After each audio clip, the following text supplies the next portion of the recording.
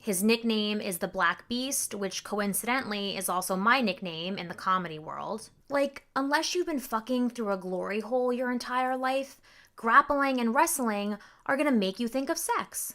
Minner, he basically jumped on Rosa like a bitch in heat. When a thin, pale white boy starts yelling aggressively, he's either about to launch into an incredible rap in a Detroit basement, or he's about to shoot up the place. And, there's not really an in-between these days. It's the UFC Vegas 19 review. I'm sorry I haven't been around. I actually had to go into witness protection after the comments I made about Conor McGregor. But now that the dust has settled, I am back. Tom Aspinall versus Andre Arlovski. Aspinall is from Liverpool, so shout out to the Scouse Not English crew. Not fight related, but Aspinall, I noticed, had kind of like a buff Johnny Drama from Entourage thing going on. I know I haven't gotten laid in a while, but I don't know, I'm kind of into it. Aspinall was really pounding away at Arlovski with those body shots in the first round. But when you're a thick boy like Arlovski, when you have like that gossamer body, you can eat a lot of those heavier shots and, keep on trucking. Then, in the second, Aspinall, like, some meth-addled viper, zips in and slams Arlovski's spine against the Modelo, sign post, whatever you want to call it, and then submits him via rear naked choke. Now, this guy is known for his striking ability, and his knockouts, so the fact that he was actually able to submit him was pretty impressive. The fact that he's a hulking 6'6" and managed to take flight in the octagon was probably even more impressive than that. I also liked that in his post-fight interview, he said, and I quote, "That's what it's all about, the rear naked," and just left it at that. He also had some porn jokes on his Instagram page, and he's an Aries, so one could say that I already feel very spiritually connected with this man. Phil Hawes versus Nasruddin Imamov. Phil Hawes is actually a Jersey boy. He's from Bergen County. Not that anybody would know, because the Walmart version of Bruce Buffer butchered it during the intro. I'm only kidding. That guy was doing fine. It's just that, when you love Bruce Buffer so much, nothing really compares. Phil Hawes is a really interesting guy. He's a very well-adjusted, very mellow dude. On Matt Serra and Jim Norton's podcast, he was talking about how he's really into self-help books and musicals. And that's the crazy thing about UFC. It's either guys who can sing along to all of West Side Story, or it's guys who are running out of their homes with shotguns in the middle of the night to chase people off of their property.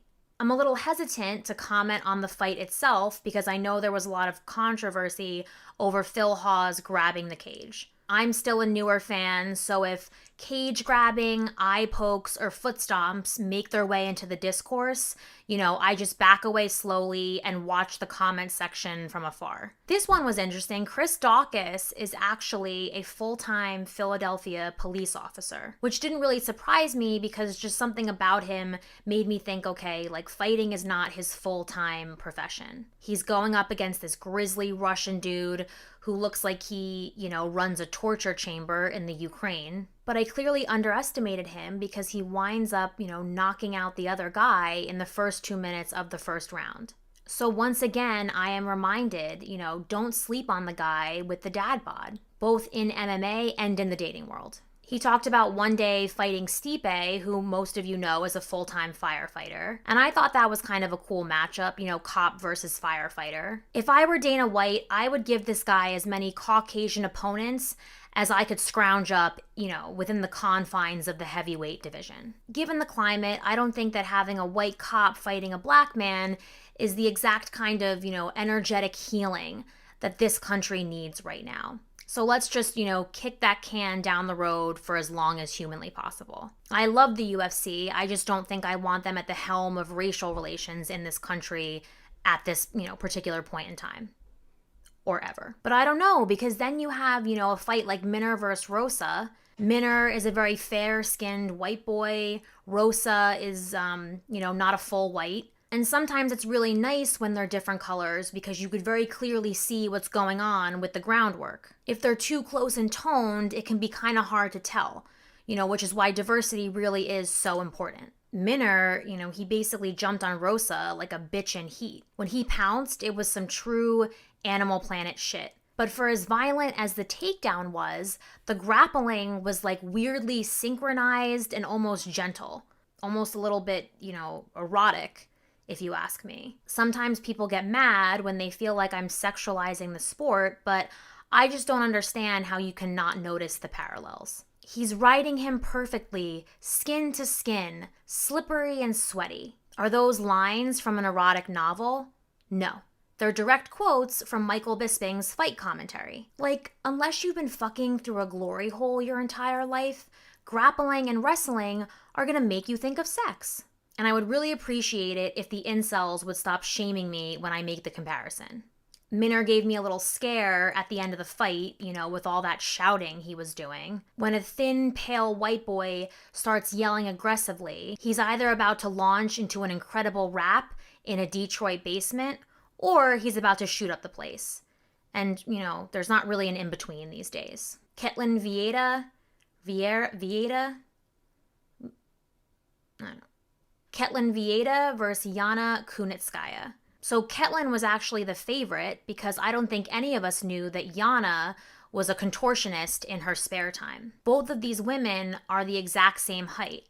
And yet Yana managed to keep her opponent, her top half of her opponent, locked up against the cage while having her bottom half on the other side of the octagon successfully evading the knee kicks. I don't know how it was, anatomically possible. She has some type of Inspector Gadget thing going on with her spine, but I've never seen somebody been able to have the distance between their top half and their bottom half, without being disemboweled. The first round still went to Caitlyn, although I do think that Yana tired her out a bit. Yana then gets in some really nasty shots in the second round goes to her. Now, in the third round, I end up getting a little bit distracted because somebody in Yana's corner kept yelling over and over again, "Move your hips, stay on top, close your legs." I try really hard to be a professional here, but when I hear those kinds of commands, it's hard for me not to get horny.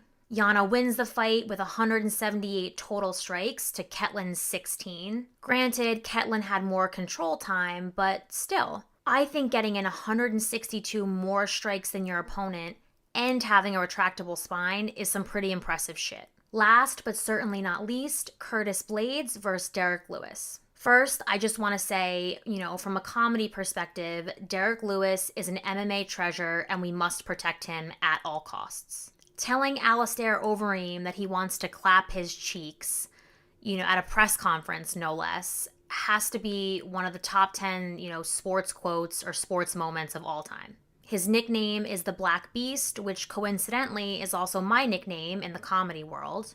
Now, I'm going to tread lightly here, but obviously there was some eye poking going on in the first round. But, I think it's hard, especially for the heavyweights. Like, if you have, a meaty hand, I can barely close my fist with acrylics. At one point, Herb Dean, actually at a couple points, Herb Dean stopped the fight and, was scolding them and physically showed them how he wanted them to put their hands so there were no more eye pokes. Herb Dean is the only carbon-based life form, that can scold Derek Lewis and not lose his life because of it.